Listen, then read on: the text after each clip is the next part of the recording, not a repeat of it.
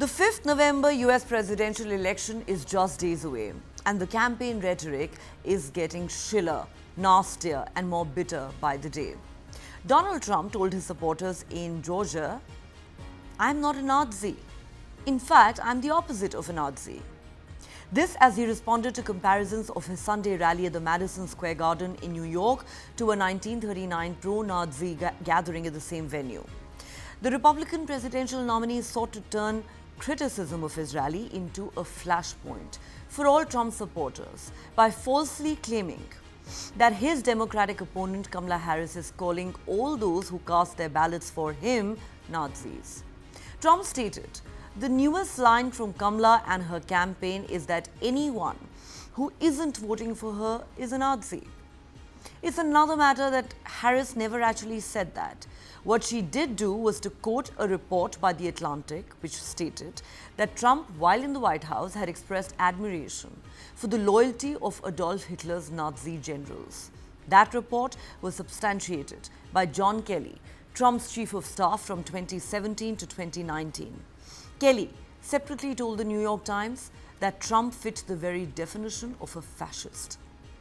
Harris responded to those reports at a town hall, saying she thinks Trump is a fascist and that the people who know him best on this subject should be trusted. Her campaign has also used The Atlantic's report and John Kelly's remarks in advertisements. Trump seemed to be responding to those comments in Georgia when he said his father had urged him never to describe people as Nazis or Hitler. Trump said he used to always say, "Never use the word Nazi, never use that word, never use the word Hitler, don't use that word ever." Referring to Democrats, Trump added, "They use that word, both those words. They say he is Hitler and then they say he's a Nazi. I'm not a Nazi, I'm the opposite of a Nazi." Trump also responded to Harris calling him a fascist by saying she's a fascist, okay? She is a fascist. Trump's attacks on Harris come amidst the political fallout of his Sunday rally at the iconic Madison Square Garden, which has been slammed not only by Democrats but also by some Republicans for the sheer hate, racism, bigotry, and xenophobia that were on display. A comedian opened for the former president and called Puerto Rico a floating island of garbage, a comment that drew widespread condemnation and triggered a backlash among a fast-growing Latino community in Pennsylvania and elsewhere. Harris later told reporters the incendiary remarks at the Trump rally were not new for a former president who regularly uses violent rhetoric targeting undocumented immigrants. She said, "It's just more of the same and maybe more vivid than usual. Donald Trump spends all his time trying to have Americans point their fingers at each other. He fans the fuel of hate and division, and that's why people are exhausted with him." While Harris has not called Trump or his supporters Nazis, her running mate, Minnesota Governor Tim Walz, said there was a direct parallel between Trump's wild Madison Square Garden rally, as he put it, and the notorious 1939 gathering of Nazi supporters at the landmark arena in New York City. Walz said, "Don't think that he doesn't know for 1 second exactly what they're doing there." Trump's running mate, Ohio Senator J.D. Vance, complained about that comparison and said, "Can we all just take a chill pill and take a joke from time to time?" Vance went on to say, "They decided to compare us to literal Nazis for celebrating the United States of America. These are the same people who call us racist for wanting to secure the southern border. They are the same people who have no plans, no ideas, and no solutions. All they have is hatred of their fellow citizens." Whatever Vance might say, fact is the comments made by comedian Tony Hinchcliffe at the Sunday rally was so vitriolic and appalling, and the backlash so swift and strong, that Trump's campaign was forced to distance itself from those remarks, along with several Republican lawmakers. Former President Barack Obama, too, has strongly criticized the racist and vulgar language that was used at this rally. He said, "So the man holds this big rally in Madison Square Garden, and the warm-up speakers were trotting out and peddling the most racist, sexist, bigoted stereotypes. One guy called Puerto Rico an island of garbage. These are fellow citizens he is talking about here in Philadelphia. They are your neighbors, they are your friends, they are your co-workers, their kids go to school with your kids. These are Americans.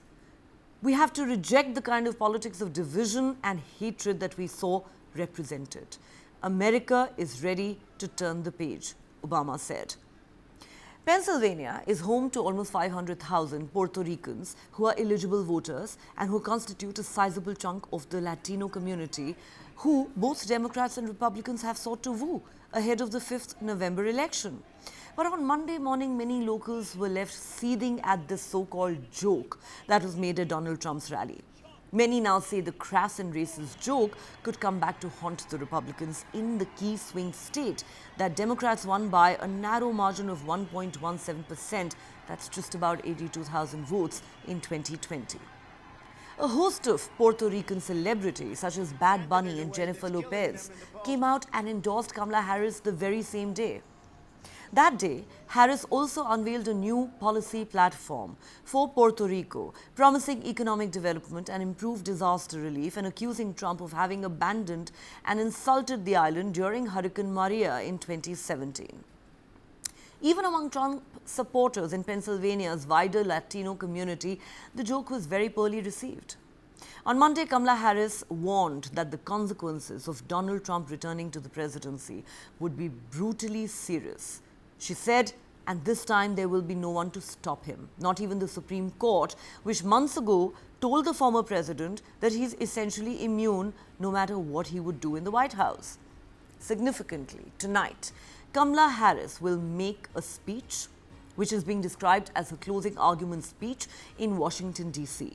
The spot that has been chosen by her campaign for this speech is the Ellipse near the White House.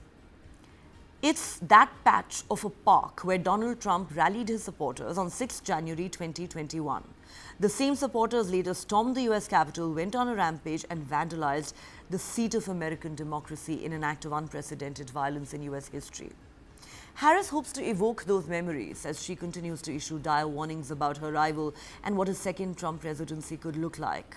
Tuesday's high-profile speech is also one of the last opportunities for the vice president to try and reach a critical segment of the electorate, known inside the campaign as conflicted voters or those who may have concerns with Trump's conduct but who are not yet convinced that Harris is a candidate of change who can get the country on track.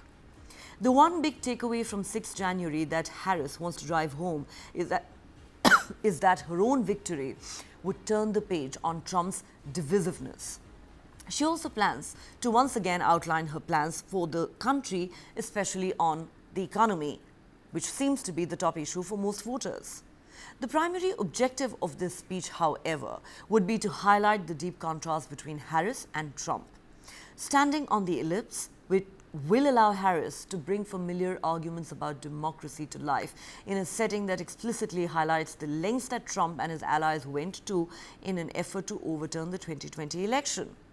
The venue will also underscore how she believes a second Trump term could be far worse.